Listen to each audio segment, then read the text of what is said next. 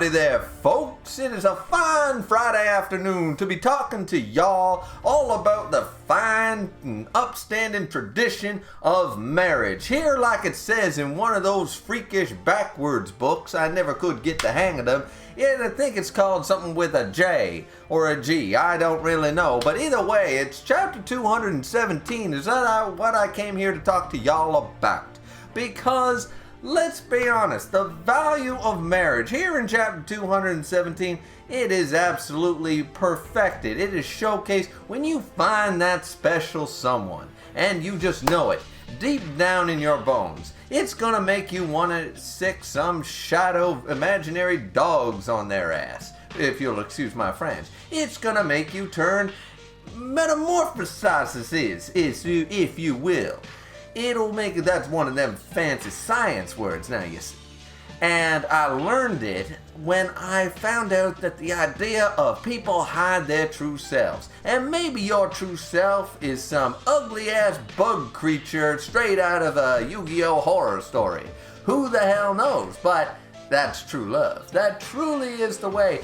And I gotta tell you, reading this chapter just made me realize that these two individuals definitely deserve to be together. Hell, they're as close as family as you really want to get right before the marriage vows. You know what I'm saying there. So, without further ado, let's get underway and just talk about chapter 217. Yeah, so for those of you who aren't really getting the joke here going on, I hope you enjoyed the little bit.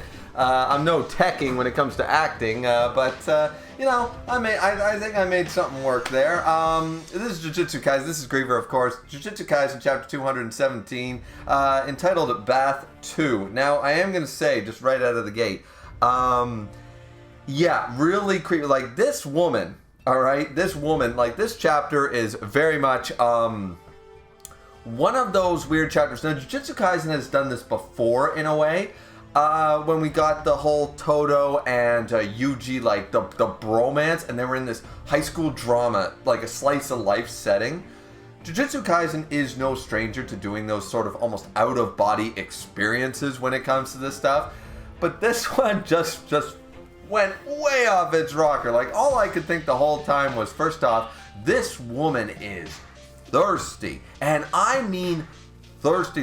I mean, she is a recovering alcoholic surrounded by the best booze in the world. I mean that she right on the tip of scurvy level dying. Like she is thirsty.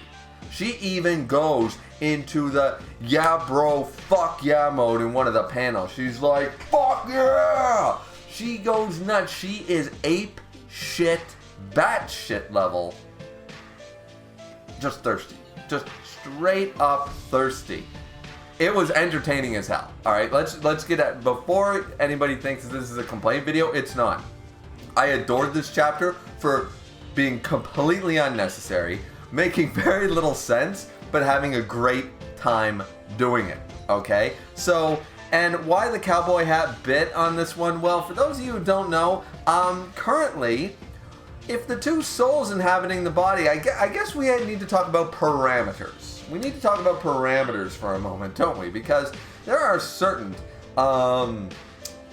places in the world where a coupling like this might be accepted, it might not, but we're going into a bit of a gray area. If the two souls within the body are not related, is it still incest?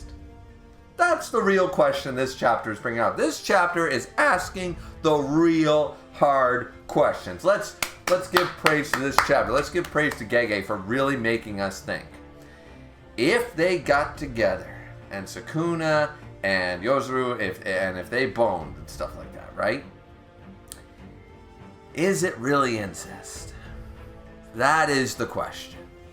I don't know what the answer is. You guys let me know down in the comment section down below, but this chapter is just so ridiculous. Like, of course, it has to be the one in love with Sukuna who proposes this marriage and is just so thirsty for Sukuna's love and dick and everything else he's got. And I'm just beside myself that Kage would make a chapter like this. Like, it's It was a fun ride. It's a fun ride. It's a freaky ride, but it's a fun... Sort of like that Willy Wonka and the Chocolate Factory sort of ride. You know what I mean? It's like, who knows where we're going? Who knows when we'll stop? Woohoo! Like, okay, we're going down this road, right? So, I mean, the chapter realistically didn't add a whole lot that we didn't already know. We're just learning more about the dynamic between these two hand sorcerers. We don't really... the end part of the chapter is really exciting because, number one, this construction ability, which is very similar. I believe Mai's ability, Maki's sister, of course, who died, her ability was called creation, not construction, but that could be a translation thing, so maybe she has the same technique. Entirely possible, or such a similar technique, construction, creation, whatever, it doesn't matter. It sounds like a very... it sounds like Mai's technique, except because this is a hand sorcerer from 1,000 years ago, reincarnated, very, very strong and very powerful in this person's hands. And then she creates like the T-1000 in you know, liquid metal form sort of idea, right? And it's like, oh, okay, so she's got some moves, she got some shit going down, right? I'm like, all right, that's interesting. And the last part, of course, we get Maharagaro, whatever his name is. I always butcher that name. Every time I hear it, I'm like, yes, I know that pronunciation, but every time I try to say it, so I don't even bother. I just make fun of the fact I can't say that fuck off shadow demon that Megumi summons every time. So we're going to see Sukuna's version of that. And he's like, all right, time to test out this bitch, you know? And I'm like, all right. We're hyping up the next chapter. We're definitely hyping up that next chapter. Like no question there. And I think that's really cool because I'm excited to see the Sukuna version of that 100%. But I really didn't have anything else to say about this chapter other than the fact that, like, to just have fun. Gege is clearly the one having a lull at our expense. I'm gonna have a lull with this review at your expense. All right. So it's just the shit runs downhill, guys. We all know it. So.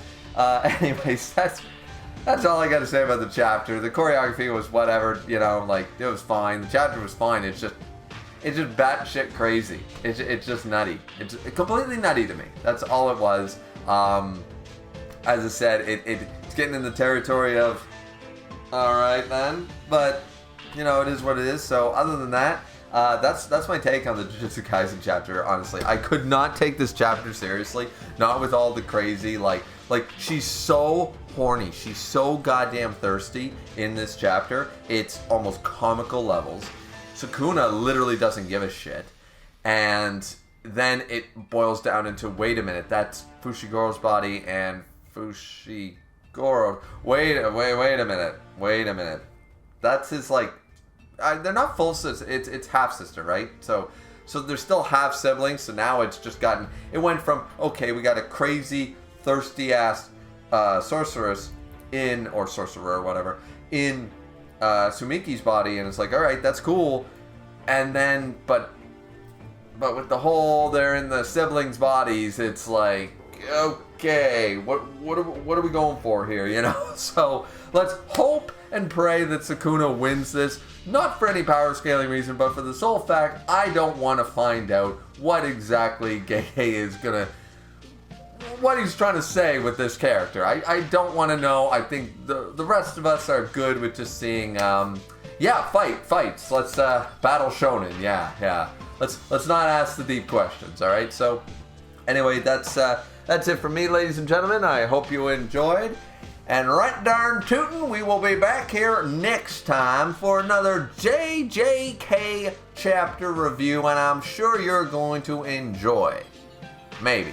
A lot of the JJK community don't enjoy me much, but maybe with my cowboy hat, maybe y'all will finally appreciate yours truly. Who knows? I hope that all of you have a wonderful weekend. Don't forget to like, comment, and subscribe.